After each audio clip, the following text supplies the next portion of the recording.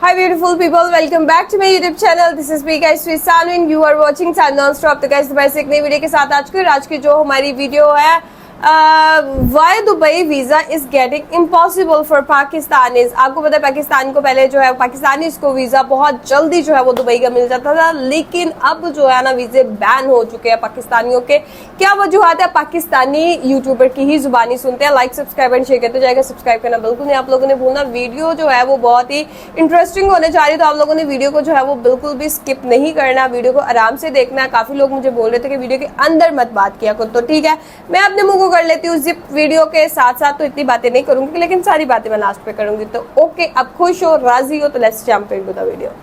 दोस्तों, देसियों का दुबई जाना एक दुश्वारी सी बन चुकी है। वजह है देसियों की अपनी ग्रैंड मस्तियां। एम्बेसी से आजकल एम्बेरसमेंट मिल रही है लेकिन वीजा नहीं मिल रहे। वो तो इतने तपे हुए हैं कि अगर उनका बस चले तो रिजेक्शन लेटर पे नीचे लिख भी दें, शक्ल देखिए दुबई आएगा। अब गल्फ की स्टेट्स जो इस तरह से गंदी औलाद की तरह ट्रीट कर रहे हैं देसियों को, तो इसके पीछे कोई तो वजह होगी। आज उसी वजह का जिक्र करने आया हूँ मैं यहाँ पे। खैर, अब तो फिर भी थोड़ी सी सख्तियां हो गई हैं, लेकिन इन सख्तियों से पहले जो हालत थी, हर लल्लू पंजू जब दुबई पहुंचा होता था, उस दौर में सिर्फ आप एयरपोर्ट पे दुबई की चेक इन की लाइन देख लेते, ऐसा लगता था जैसे राशन लेने आए हुए। मैंने इन्हीं गुनहगार आंखों से रंगीन नाड़ा भी देखा है भाई साहब। वो ऐसे नहीं कि वो कोई रंगीन नाड़ा ढीला था तो नीचे लटक रहा था झूमर की तरह, नहीं ऐसे नहीं देखा। और ना ही वो कमीज उठा के मैंने पीकअप किया है, नहीं ऐसे भी नहीं देखा भाई। वो रंगीन नाड़ा बंधा हुआ था इस तरह, बहुत बड़ा गुच्छा बना के यहाँ पे बंधा हुआ था, जो उसकी व्हाइट कमीज से ट्रांसपेरेंट और वो बार बार लग भी रहा था मुझे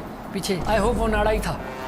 बहरहाल फुल नादरा ऑफिस वाला माहौल होता था। खैर, अब तो फिर भी लाइन जो है वो साफ हो गई है। तो भाई मैं कोई क्लासिस्ट नहीं बन रहा, बल्कि यूएई की अपनी गवर्नमेंट ये बोल रही है कि ये लोग जो देसी आ रहे हैं ना, इनमें 1% का सिविक सेंस नहीं है। लॉज की पाबंदी नहीं कर रहे ये लोग, घटिया हरकतें कर रहे हैं, बिना कॉन्सेंट के लोगों की रिकॉर्डिंग्स कर रहे हैं, और पेटी क्राइम्स, जेब कतरे वाले जो क्राइम्स होते हैं ना, उनमें मुलविस है। तो भाई मुझे कोई गरीबों से मसला नहीं है, मुझे सिर्फ उनसे है जिनसे बदबू आती है। इसमें पैसे कोई लेना देना है नहीं। कितनी ही सारी ऐसी वीडियोज आ रही है मार्केट में जहाँ पे ये जो है बिना कंसेंट के लड़कियों की वीडियो रिकॉर्ड कर रहे हैं, जहाज में बैठे हुए एयर होस्टेस की वीडियो रिकॉर्ड कर रहे हैं। ऐथों पता लगता है जट दी चढ़ाई है, ऐथों पता लगता है जट दी चढ़ाई है। जैसे ये लोग बाहर जाते हैं तो इधर जो उनका शंटू होता है ना, उसकी जुदाई का गम भी सह लेते हैं भाई, भूल जाते हैं उसको। जैसे ये देसी झुंड बना के जुमेरा बीच पे लड़कियों को ताड़ रहे होते हैं ना, मार्क माय वर्ड्स, ये क्लिफ्टन का सीव्यू बन जाएगा, देख लेना। ये जुमेरा बीच पे भी एक दिन सांडे का तेल बिक रहा होगा। अब ये जो हरकतें कर रहे हैं, एक दफा इनकी शक्लें देखें आप। बड़े बड़े चाचे गाँव में जिरगों के फैसले दे रहे होते हैं ये लोग।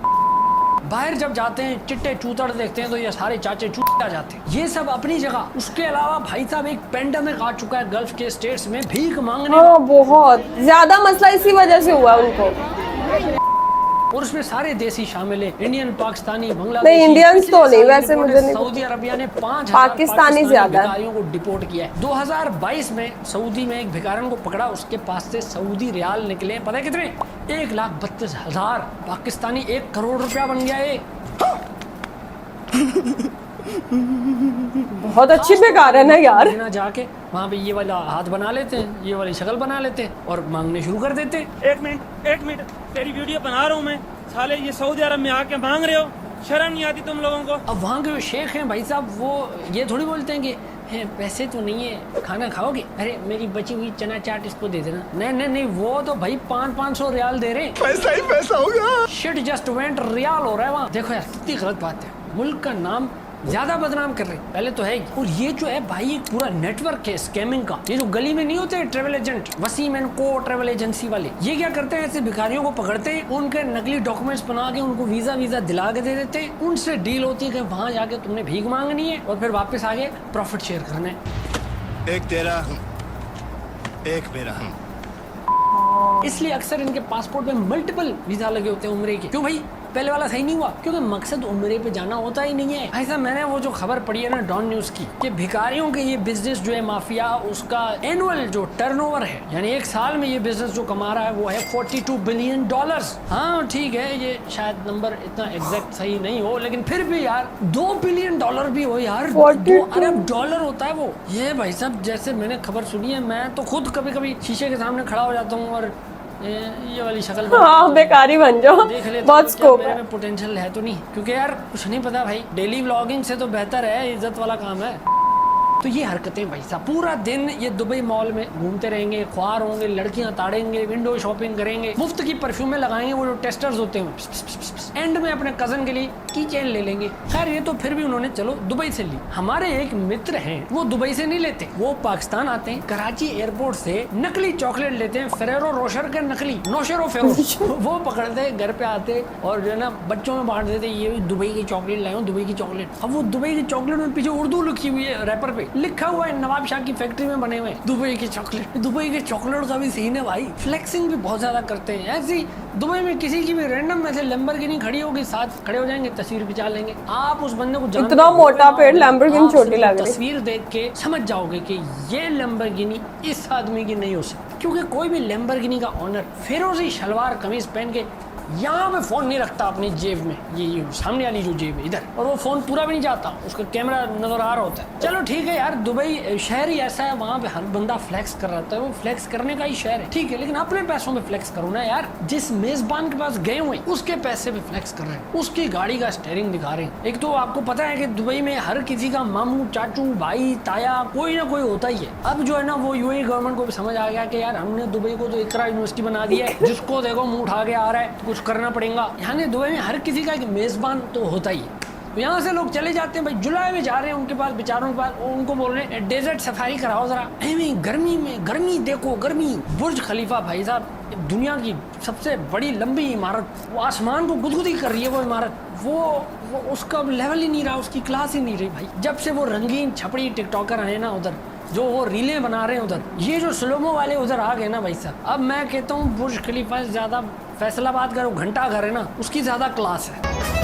जिंदगी रब दी रहमत है, परदेसी हो तुम्हारे बाद कयामत। जितना देसीफाई हो गया है ना वो बुर्ज खलीफा का, वो पूरा एरिया जो है डाउनटाउन, उसका नाम बदल दो, उसको दाऊद टाउन रख दो कोई। वो बुर्ज खलीफा भी जो है ना, वो उसका नाम रखो एक तलवार, जो 3 तलवार 2 तलवार है ना इधर, वो एक तलवार है। देसीफाई हो गई है वो। बाय द वे ये लोग अंदर नहीं जाते बुर्ज खलीफा, महंगा है ना थोड़ा, तो ये बाहर सारा कुछ करते हैं। बाय द वे बुर्ज खलीफा के अंदर फ्लैट्स भी हैं, तो जिन लोगों ने मिलियंस ऑफ डॉलर्स लगाए हैं, वो अपने बैल्कनी में खड़े होकर व्यू क्या देख रहे हैं, नीचे ये हो रहा है, मोटर बेटे मोटर बेटे मोटर बेटे बस आ गई।